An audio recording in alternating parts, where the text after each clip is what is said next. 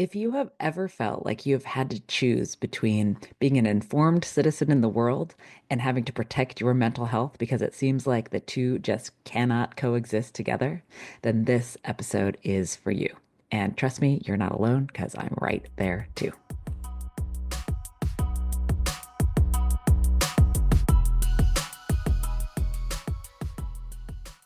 Welcome to the Do More, Stress Less podcast.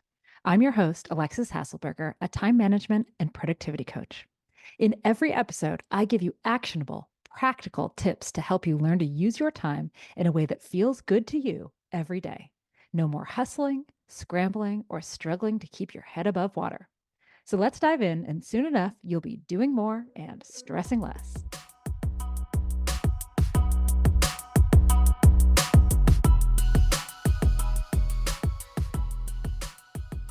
So 2025 has been a bit of a dumpster fire, am I right? National and global instability is on the rise. Unelected private citizens are causing chaos in the government. Planes are falling out of the sky at a rate unheard of in modern times. The list goes on and on and on, but I need to stop to protect my own mental health and yours. That's not what you came here today. This is not a podcast about the news. Thank goodness. So, today we're going to talk about how do we do this? How do we protect our mental health when everything feels like it's bad, right? It can be really hard to make it through the day when it feels like the world is literally crumbling around you, especially if you believe, as I do, that it's actually pretty important to stay informed. Now, I don't know about you, but to me, it feels a little bit like we're back in the early days of COVID when things were really scary and changing really quickly. And it was really hard to get stuff done in your actual life, at your actual job, because there was so much scary stuff happening around you that was, well, sort of existential. And it feels like we're back there again. And yet, just like then, you still have to go to work, although you can go to an office now. You still have to feed your kids or your pets. You still have to get through the day. And because you know I'm all about biasing towards action, I want to provide you with some practical strategies that you can use to turn your worry into action and to make things just a little bit better for yourself and hopefully for those around you. All right, here we go. So, first thing you can do is to recognize that you are justified in feeling the way you do, whatever you feel. You are justified in that. You are doing the best that you can. Don't add to your dismay by beating yourself up for feeling your feelings. Your feelings are justified. Now, number two, and this is going to sound weird. I want you to schedule some time to worry. Yes, you heard me right. Studies show that this really weird technique actually works really well. And in fact, during the early days of the pandemic, I was suggesting this to my clients all the time, and it was working then just like it's likely to work now. Now, if you worry all day, you'll get nothing done. Trust me, I know that from experience. You'll be constantly distracted. Things will take longer than you imagine. You'll make more mistakes. So schedule the time that you need to worry. Maybe you need like 15 minutes a day, maybe less.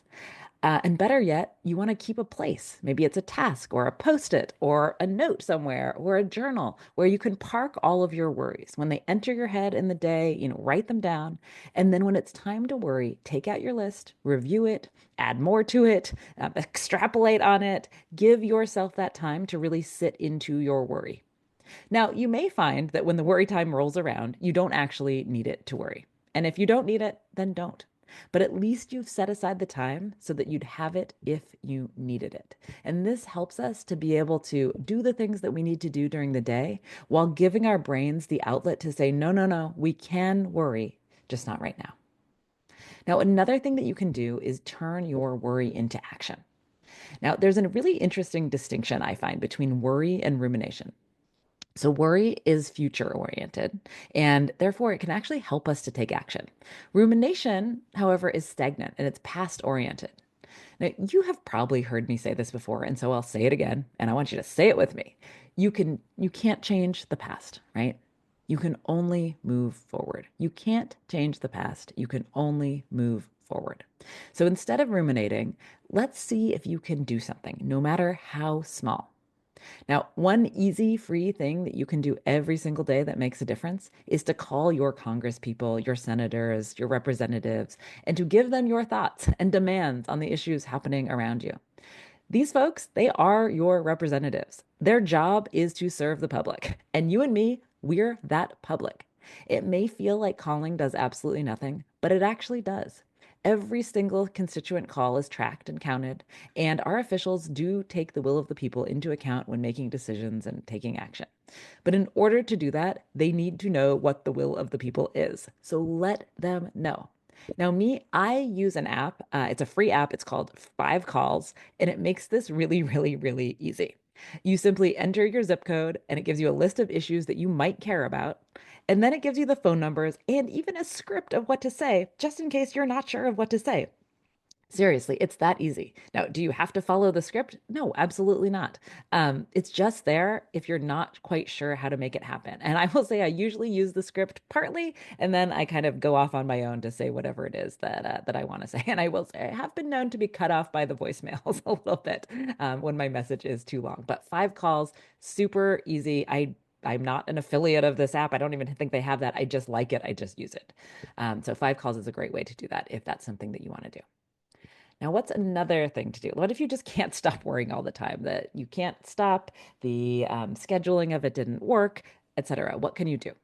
Well, one thing that you can do is when you notice a kind of negative pattern or thought pattern in your head, you can get connected with your body for 10 seconds, just 10 seconds.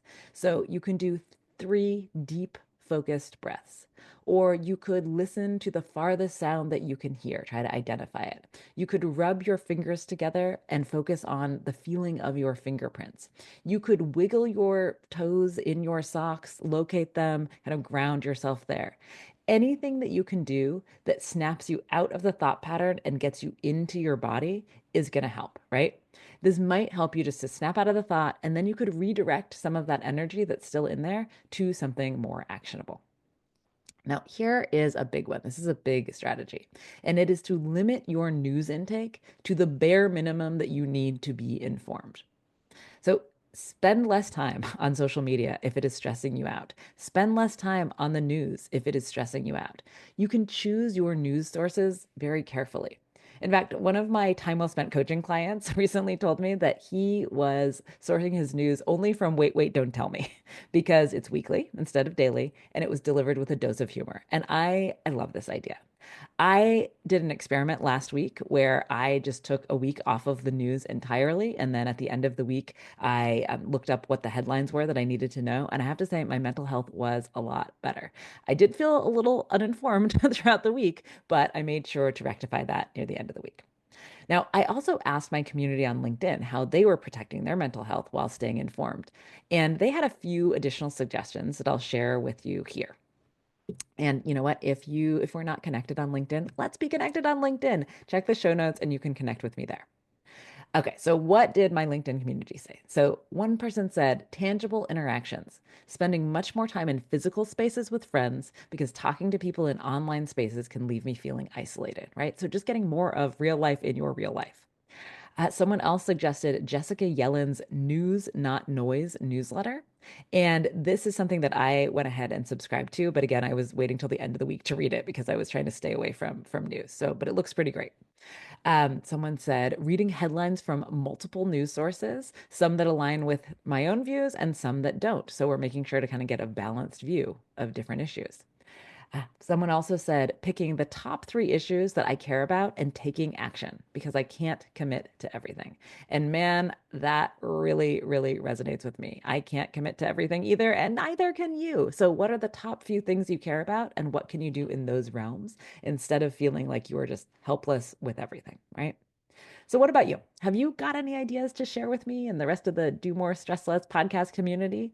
If so, drop a comment. Let us know. Or find me on one of the other socials and let me know what you're doing to help yourself to stay, to maintain your mental health while also making sure that you do feel informed. Maybe a little less informed than you were before, but still informed.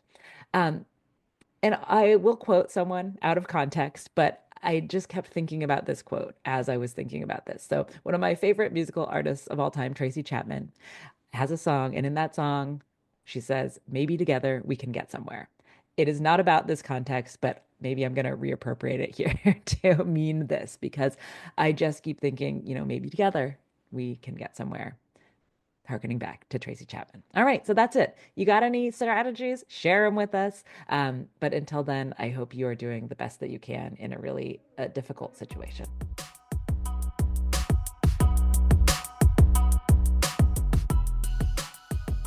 And that's a wrap on today's episode of the Do More, Stress Less podcast. If today's episode resonated with you, I've got a little something else you might want to know about. I want you to check out my free class, 3 Secrets for Always Having Enough Time for Your Work, Your Family, and most importantly, yourself. It's short, it's practical, it's packed with strategies that you can use right away, and it's free. You can grab your spot at the link in the show notes or at alexishasselberger.com. See you next time.